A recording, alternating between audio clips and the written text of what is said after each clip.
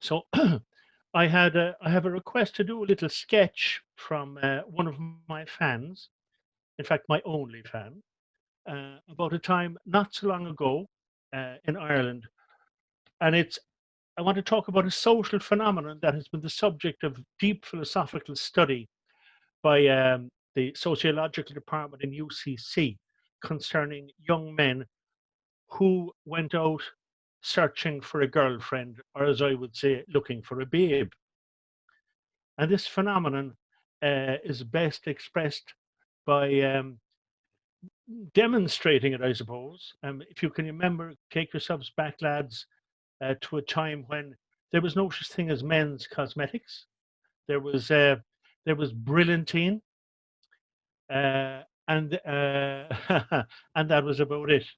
And Brill cream, and there was carbolic soap, and the only deodorant that was around was um Old Spice. So, lads, in those days, you do yourself up, wash yourself in the sink, apply the brilliantine and the Brill cream. The Brill cream was for fellas who had money. The the brilliantine for fellas like myself who didn't have a lot of it. And the ladies always knew whether you were wearing brilliantine or Brill cream, because if you were doing the Hucklebuck long ago, in the middle of the Hucklebuck and towards the end of it, when things got a bit exciting, the brilliantine tended to drip down your forehead. Such didn't happen with the Brill cream. And in the second last dance of the night, I'll just in the second last dance of the night, you'd have the girl of your dreams in view, and you'd go over and you'd ask her to dance, and she'd, you'd go up and you take her up, and you'd say, she'd lie into you. Now I normally have somebody to demonstrate this. She'd lie into you, and you'd say in your best Montenotte tones, because we're here in Cork, "Can I see you home?" And she'd utter a sentence that would send a shiver down your spine, and that shiver went down the spine of every young man that ever went looking for a babe. And she would say, I do know, I'll have to see me pal."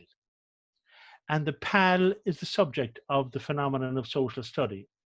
If the girl of your dreams was beautiful, you'd always recognize the pal. If the girl of your dreams was beautiful, the pal would be the one with the param, the thick glasses, the long green cardigan with the button missing off the end of it, the ribbed stockings, and the double gusset knickers. What were they known as, lads, in those days? Passion killers. Passion killers. And passion killers they were.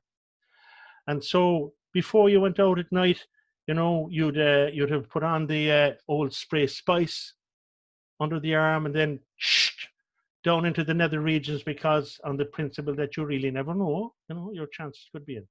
And so in those days, you had to leave two of them home. And so you were stuck with the girl and the pal. And in those days, nobody had a car. You would have a bike at best. And girls would come up to me and say, after I've done this little sketch, "Come here, I was the pal of the girl." And the girl was the good looking one, and the pal was, plain, let's put it like that. And so the double gusset knickers were a matter of considerable study. In fact, Billy Keane says, in describing them, you could see them out on the line, and they were blowing in the wind like the sail of a fleet of Spanish galleons sailing into Cork Harbour.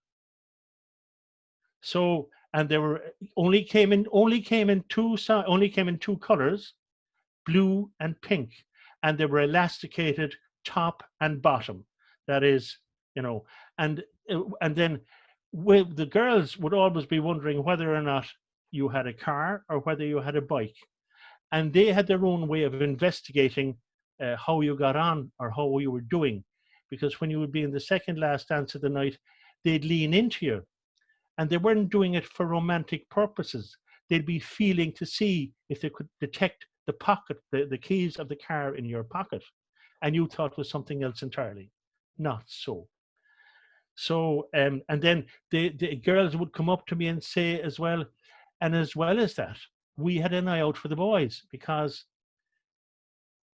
we'd always watch a guy to see he had wrinkles on the back of his jacket. Because he had wrinkles on the back of his jacket, it means he wasn't on a bicycle. He came in a car. So she had a good chance of the convey home in a car. And if the girl of your, and then in those days, of course, you'd have to leave the two of them home. And if the girl of your dreams was unsure of your intentions, she wouldn't sit on the crossbar of the bike at all. She'd put herself on the carrier in the back, and the pal would go on the crossbar. And the pal always seemed to have a kind of a bouffant. I don't know if you remember. Jeff will remember it. The bouffant hairstyle. And it would have been stiff with hairspray, and you'd be leaving the two of them home, and your face would be stuck in the barbed wire of the hairspray of the bouffant hairstyle. And if the girl of your dreams was unsure of your intentions, what would she do? In best Cork tradition, she'd leave herself half first, and you'd have to leave the pal home. And if the girl of your dreams lived in Douglas, where would the pal live? Ringaskiddy, 15 miles away. And there you'll be all the way off to Ringaskiddy with the pal. And I bet that at least 50% of the men listening tonight wound up married to the pal. On the simple male opportunistic premise, I'm not going all the way to Ringaskiddy for nothing. So that's a little something about the girl and the pal. And I hope you enjoyed it. Thanks very much.